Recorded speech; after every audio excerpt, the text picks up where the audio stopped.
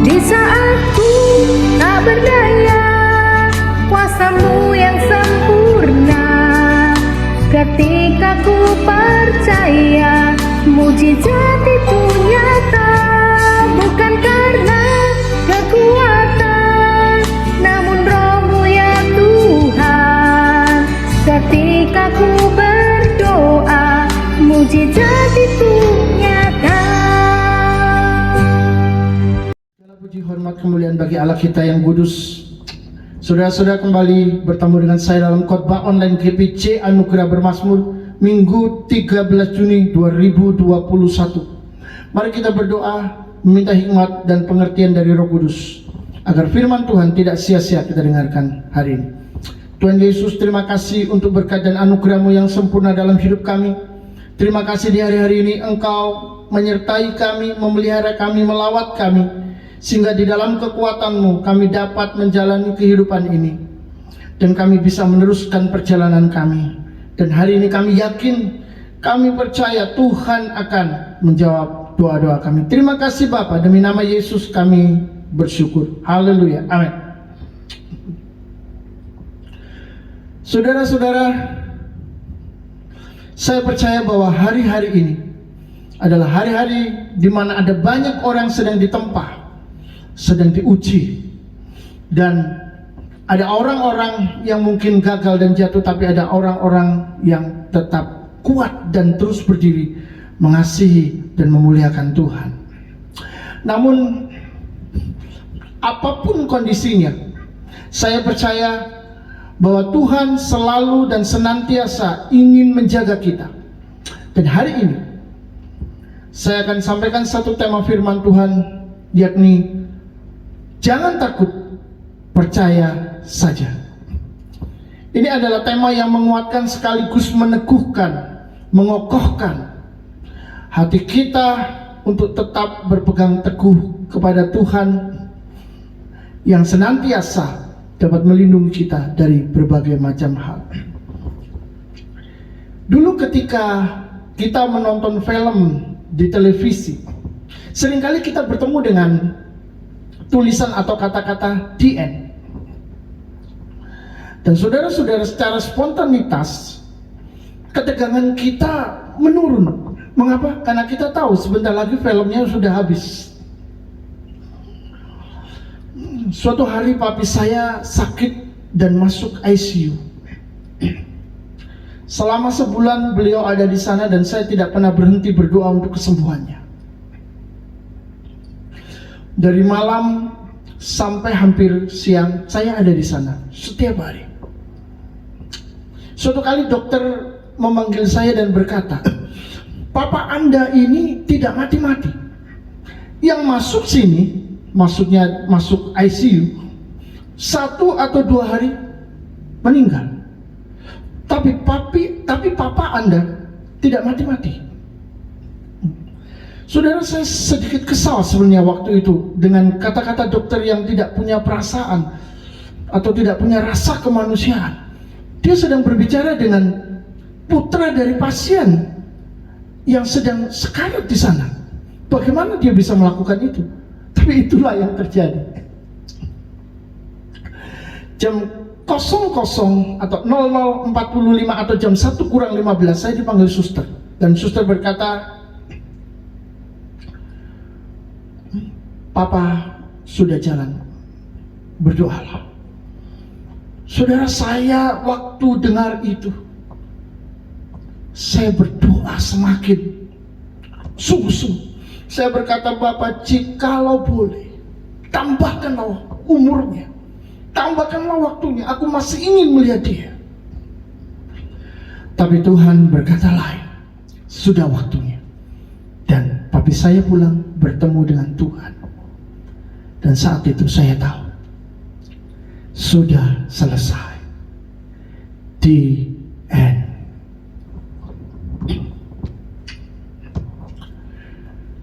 Pernahkah saudara bertemu dengan situasi seperti ini? Di mana sudah tidak ada sesuatu lagi yang bisa dilakukan untuk membuat menjadi lebih baik. Karena sudah the end. Dan saudara tidak bisa lagi menyanyikan lagu di saat ku tak berdaya, kuasamu yang sempurna. Ketika ku percaya mujizat itu nyata, bukan karena kekuatan, namun rohmu ya Tuhan. Ketika ku berdoa, mujizat itu nyata. Sudah tidak ada lagi yang didoakan. Mau mujizat apa lagi? Sudah di end. Situasi ini sudah sangat buruk dan ini sudah final. Mau apa lagi? Itu adalah saat-saat yang sangat emosional yang mungkin membawa luka yang begitu dalam hidup kita. Atau bisa jadi merupakan saat yang menghentikan kita untuk berharap dan terus berjuang mendapatkan yang kita mau, karena sudah di end. Saudara-saudara, beberapa sikap orang yang masuk dalam situasi ini, ada yang sedih dan beranggapan dunia sudah berakhir.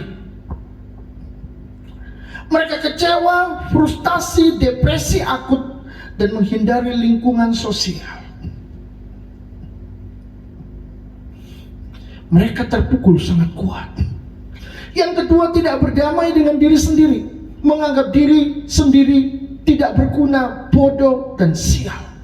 Tidak bisa menerima keadaan, tidak bisa menerima kenyataan.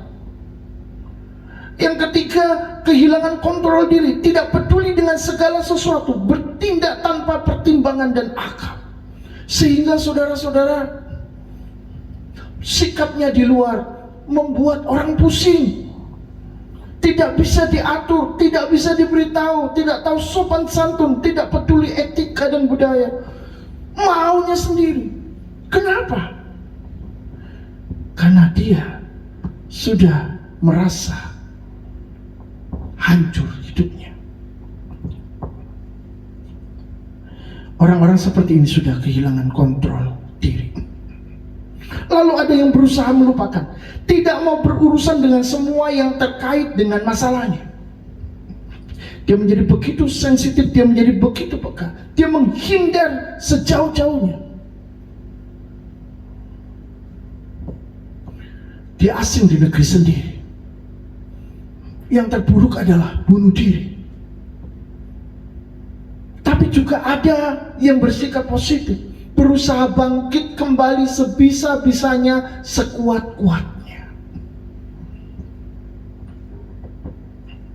Adakah saudara sedang dalam pergumulan hari-hari ini?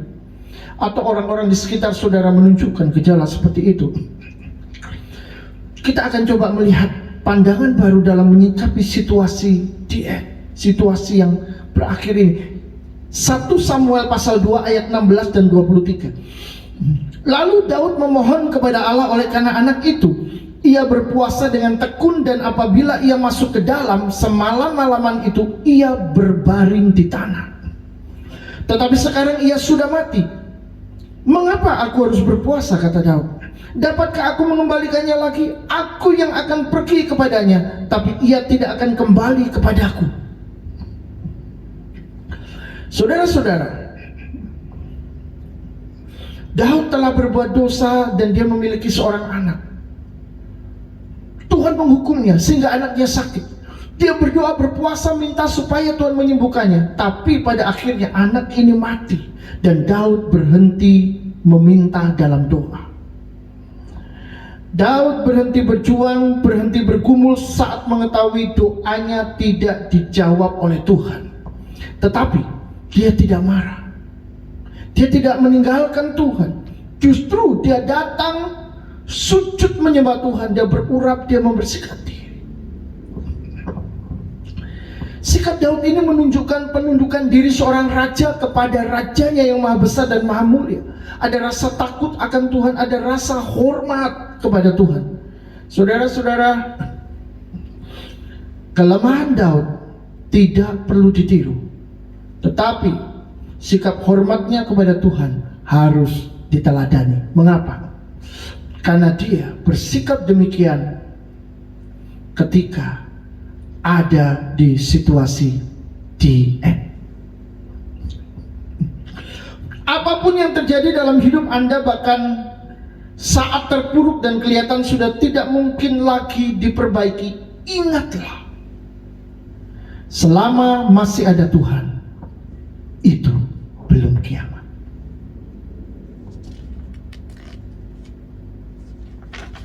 Berbaliklah kepada Yesus dan lakukan seperti yang Daud lakukan. Karena Daud punya suatu kebiasaan yang baik dan cerdas, yaitu dia selalu kembali kepada Tuhan dalam keadaan apapun. Seseorang bisa saja berbuat salah, jatuh berkali-kali, tapi selama hatinya ada niat, ada keinginan untuk kembali kepada Tuhan, karena dia ingin hidup mengasihi Tuhan, hanya dia belum berhasil, hanya belum bisa melakukan apa yang diinginkan oleh Tuhan, masih di dalam sebuah proses, maka orang-orang seperti ini akan selamat nantinya. Saudara-saudara, di dalam Injil Lukas pasal 48 ayat 41, 42, 49, 50, 54 dan 55, ada 6 ayat kita akan baca. Maka datanglah seorang bernama Yairus, ia adalah kepala rumah ibadat. Sambil tersungkur di depan kaki Yesus, ia memohon kepadanya supaya Yesus datang ke rumahnya. Karena anaknya perempuan yang satu-satunya yang berumur kira-kira 12 tahun hampir mati. Dalam perjalanan ke situ, Yesus didesak-desak orang banyak. Saudara-saudara, saat Yairus memohon-mohon kepada Yesus, datang seorang perempuan yang sakit pendaharan. Dia memegang jubah Yesus, dan itu menimbulkan reaksi Yesus bertanya, siapa yang memegang jubahku? Lalu terjadilah pembicaraan antara Yesus dan perempuan itu. Bagaimana dengan Yairus? Yairus ditinggalkan, diabaikan. Padahal waktunya sudah sangat mendesak, anaknya sakit parah. Yesus harus segera datang ke sana untuk mendoakannya supaya anak ini sembuh. Tapi saudara-saudara, ketika Yesus masih bicara, apa yang terjadi? Seorang dari kepala rumah ibadat berkata, anakmu sudah mati. Kita akan lihat di dalam ayat yang ke-49. Ketika Yesus masih berbicara, datanglah seorang dari keluarga kepala rumah ibadat itu dan berkata, anakmu sudah mati, jangan lagi engkau menyusah-nyusahkan guru.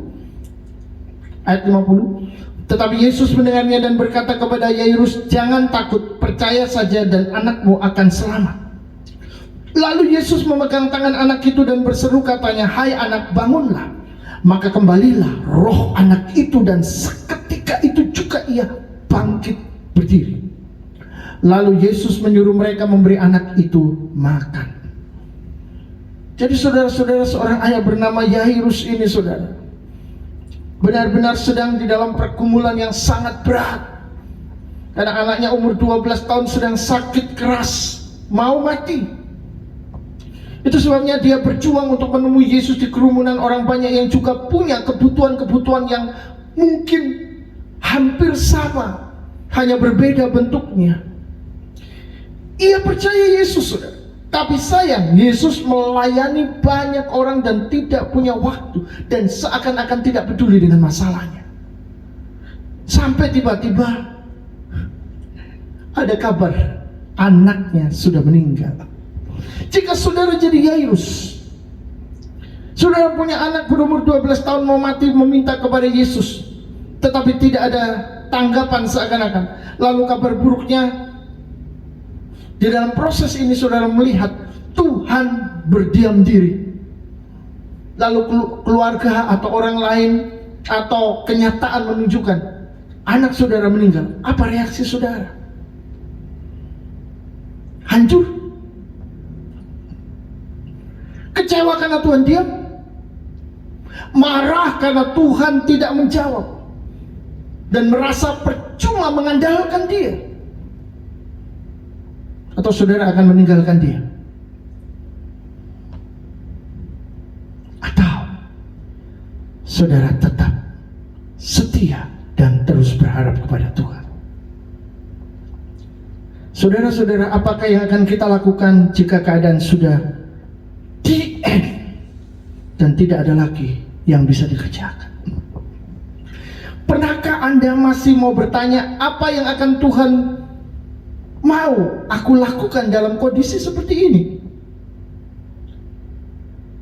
Jika dalam situasi di end saudara masih bertanya demikian, maka itu adalah pertanyaan visioner. Saudara pasti akan lebih kuat daripada menyerah begitu saja. Karena itu artinya masih ada Tuhan. Saudara mulai beralih dari masalah persoalan kepada Tuhan. Mari saudara kita bicara kemungkinan-kemungkinan yang bisa terjadi dalam kondisi Yairus. Jadi ketika dia memohon kepada Yesus, lalu perempuan lain memotong pembicaraan itu dan Yesus beralih dari Yairus ke perempuan itu,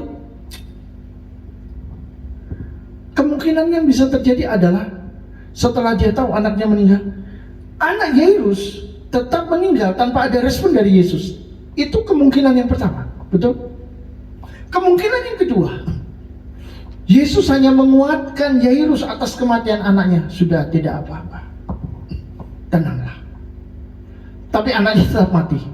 Atau yang ketiga, Yairus terus dan tetap memohon kepada Yesus untuk membangkitkan anaknya yang sudah mati. Saudara-saudara, keadaan memang bisa menjadi semakin sulit, harapan bisa tampak sia-sia, atau kenyataan bisa bicara semua sudah selesai. Tapi kita melihat bahwa Yesus mau kepala rumah ibadat itu, Yairus, tidak usah melihat situasi dan kondisi dan menjadi takut, tapi percaya saja kepadanya, maka dunianya akan selamat. Dalam hal ini dunianya adalah anaknya yang sedang sakit parah. Dalam hal lain adalah dunia Anda, pergumulan Anda, hidup Anda. Apa yang sedang terjadi dalam hidup saudara? Hanya ada satu jawaban yang akan tetap Yesus katakan. Jangan takut, percaya saja. Mengapa? Karena iman sebesar biji sesawi itu bisa memindahkan gunung. Dan kita sedang belajar ke sana. Belajar apa? Memindahkan gunung dengan iman sebesar biji sesawi? Tidak. Tapi belajar bagaimana kita bisa memiliki iman sebesar biji sesawi. Karena bukan masalah besar kecilnya, melainkan ada atau tidak ada iman itu di dalam hati Anda dan hati saya. Saudara-saudara yang Tuhan Yesus kasih, teori untuk percaya kepada Yesus itu bisa dijabarkan dalam banyak poin. Tetapi praktek mempercayai Yesus itu sederhana, yakni hanya memberikan hati dan menetapkan hati bersama dengan Kristus tanpa terpengaruh dengan situasi dan kondisi.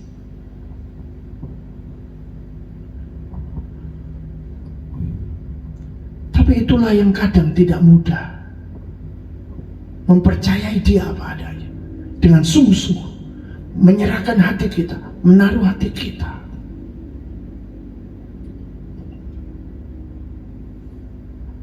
Tapi kalau kita punya iman sebesar biji sesawi, maka gunung-gunung pencobaan, masalah, persoalan, ujian itu akan runtuh. Petrus berteriak dari dalam perahu untuk berjalan di atas air. Dan itu tidak butuh teori, Tapi setelah iman sebesar biji sesawi itu ada di dalam hatinya, situasi kondisi malah mempengaruhi hatinya. Sebab itu Petrus mau tenggelam, tapi Yesus memegang tangannya dan tiba-tiba ada di depannya dan berkata, "Hai kamu orang yang kurang percaya." Di ayat ke-54 di Lukas 8, Yesus juga memegang tangan anak Yairus dan menyembuhkan, membangkitkannya. Saudara-saudara, bagian kita adalah tidak takut dan percaya saja. Bagian Tuhan adalah memegang tangan kita untuk mengangkat kita, mengeluarkan kita dari semua kemustahilan.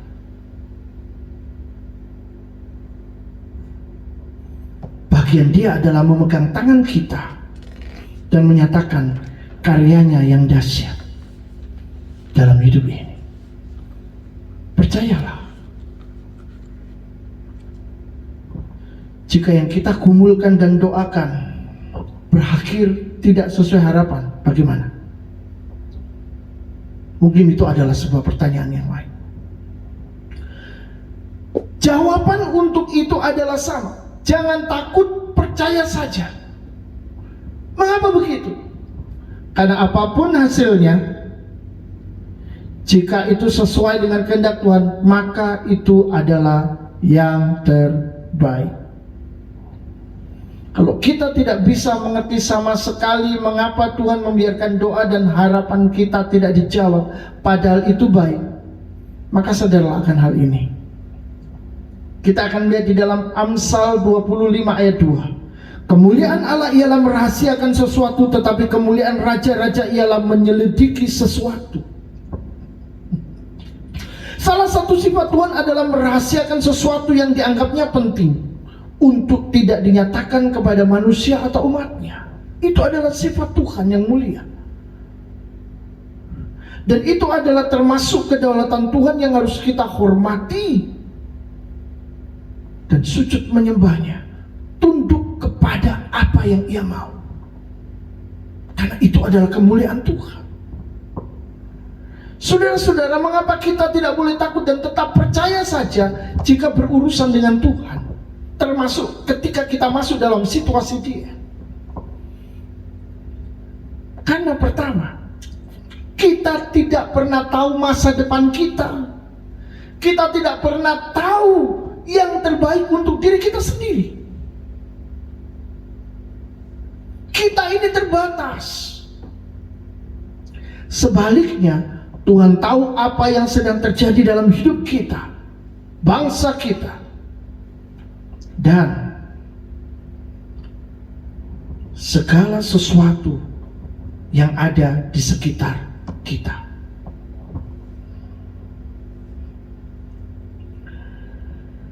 Saudara-saudara, meskipun sangat kompleks, Tuhan tahu cara mengatasi semua ini. Itu sebabnya apapun yang terjadi, tetaplah percaya dan jangan takut. Kita harus berani seperti Daud saat menghadapi Goliat, di mana tidak ada satupun prajurit Saul yang berani melawannya. Tentara Filistin bernama Goliat ini tinggi besar, kuat, berpengalaman dalam perang, tidak terkalahkan. Dan kali ini dia melawan orang Israel, menantang orang Israel, menantang barisan Israel. Kirim salah satu dari kalian untuk melawan aku. Kalau aku menang, kalian tunduk padaku. Kalau kalian yang menang, aku mengikuti. Wow, saudara-saudara, 1 lawan 1, tapi dia besar sekali. Saudara-saudara, Daud melawan musuh yang tidak sepadan. Dia sedang melawan raksasa, dan mustahil bagi Daud untuk menang. Tapi mengapa Daud tetap maju? Ini adalah situasi di end, saudara-saudara. Karena tentara Saul sudah tidak ada yang berani. 1 Samuel 17 ayat 45 dan 47. Tetapi Daud berkata kepada orang Filistin itu, "Engkau mendatangi aku dengan pedang dan tombak dan lembing, tetapi aku mendatangi engkau dengan nama Tuhan semesta alam, Allah segala barisan Israel yang kau tantang itu. Dan supaya segenap jemaah ini tahu bahwa Tuhan menyelamatkan bukan dengan pedang dan bukan dengan lembing, sebab di tangan Tuhanlah pertempuran dan ia pun menyerahkan kamu ke dalam tangan kami. Saudara-saudara, Daud percaya kepada Tuhan. Dia melihat Allah yang besar dan bukan Goliat yang kuat. Senjata andalannya bukan ketapel di tangan, tapi nama Tuhan semesta alam. Ini adalah luar biasa. Jadi jangan takut, percaya saja. Karena Tuhan sudah memberikan contoh-contohnya di dalam firman-Nya. Bagaimana Dia dapat diandalkan di dalam segala hal. Ada 3 poin yang bisa kita dapatkan di dalam firman Tuhan hari ini. Yang pertama, di dalam situasi yang kita anggap the end, itu belum kiamat selama masih ada Tuhan. Meskipun masalah persoalan kita begitu besar dan tidak mungkin diselesaikan, meskipun kita sudah hancur seakan-akan, selama masih ada Tuhan, kita bisa tetap berdiri. Karena Tuhan sanggup menopang, menjaga, dan memelihara kita untuk bangkit kembali. Yang kedua, Tuhan tidak bisa ditebak. Seringkali Dia berbicara berbeda atau bicara lain dari yang kita pikirkan. Itu sebab percaya saja dan jangan takut akan hari ini dan hari esok. Semua ada dalam kontrolnya. Saudara-saudara, pikiran kita bukan pikiran Tuhan. Sejauh langit dari bumi, demikian pikiranku dan pikiran. Jadi itu sebabnya apa yang kita inginkan kadang-kadang tidak sampai dan tidak terjadi. Tapi hal lain yang mungkin kita tidak suka itu yang terjadi. Namun percayalah, seperti apapun, jangan pernah takut. Karena hari ini dan hari esok ada di dalam kontrol Tuhan, ada di dalam tangan Tuhan. Bahkan hari yang kemarin, hari masa lampau, itu semua ada di dalam tangan Tuhan. Percayakan dirimu kepada Tuhan, serahkan dirimu kepada Tuhan, dan Tuhan yang akan menyelesaikannya. Yang ketiga, menghadapi musuh yang besar, jangan mengandalkan diri yang kecil, tapi percaya saja kepada Allah yang besar dan namanya yang ajaib. Saudara-saudara, kalau kita mencoba untuk menyelesaikan segala hal dengan mengandalkan diri kita yang terbatas, maka kita tidak akan mungkin bisa memenangkan peperangan. Karena seringkali persoalan-persoalan yang kita hadapi itu lebih besar daripada kita. Tetapi kalau kita percaya kepada Yesus yang besar, maka Dia mampu menyelesaikan hal-hal yang tidak mungkin kita bisa hadapi.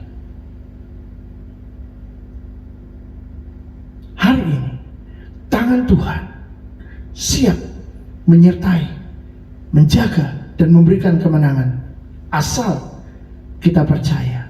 Dan itu sebabnya tidak perlu takut lagi, sebab Immanuel, Tuhan beserta kita. Amin.